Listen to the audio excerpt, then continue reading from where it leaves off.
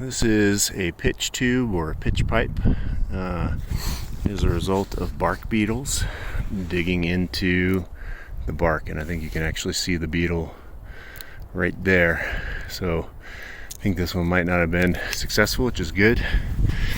If they're yellow like this, that's good, because most likely the beetle didn't make it in this tree that we're using. You can see there's a bunch of them up there. Might have gotten it from this firewood here, stacked up from these trees that were in front of the house. Which kind of sucks. Now, if you see this one, I just cut this tree down. You can see that pitch tube is super red. And that means that the beetle got into the loam and through the bark.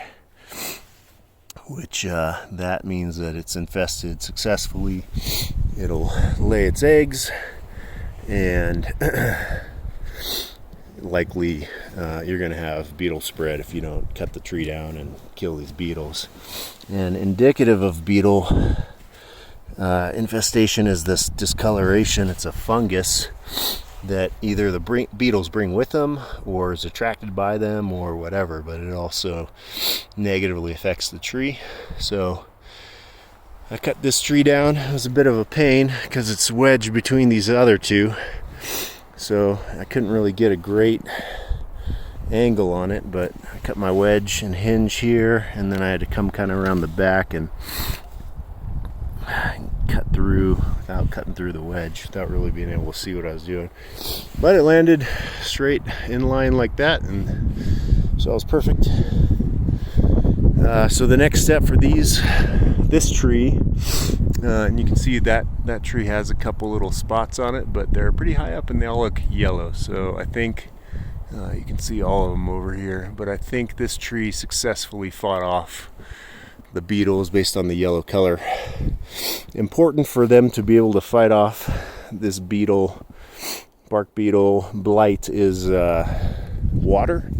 So if you have plenty of water, that helps the trees make the sap that they need to expel and extrude the beetle, and then ultimately the beetle just dies in the sap, wears itself out and dies in the sap outside of the tree and doesn't lay its eggs. Like I said, this tree was covered in red pitch pipes. You can see one there, you can see one in there, just all over the place. So I decided to take this one down, which, if that tree did successfully keep the beetles out for the most part, then that tree should be better off because it's not sharing as much water. And then this big tree hardly had any, so we'll just keep an eye on that one.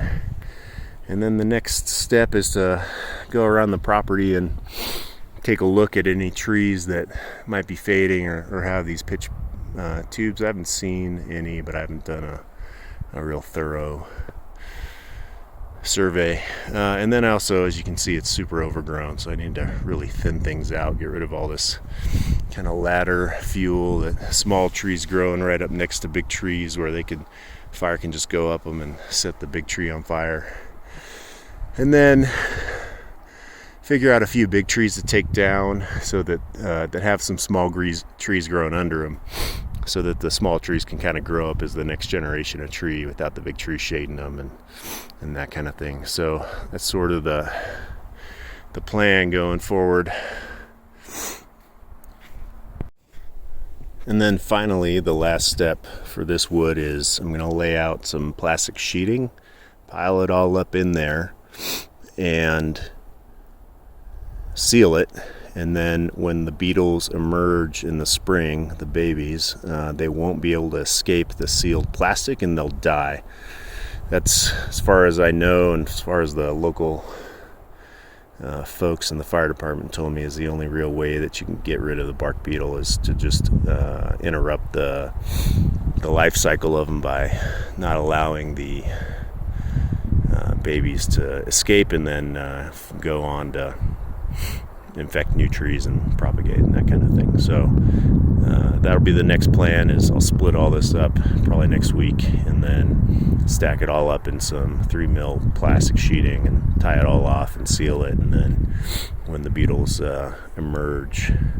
They'll be trapped and they'll die, and then once that happens, I'll be able to unwrap them, let them dry out properly, and then we'll use it as firewood.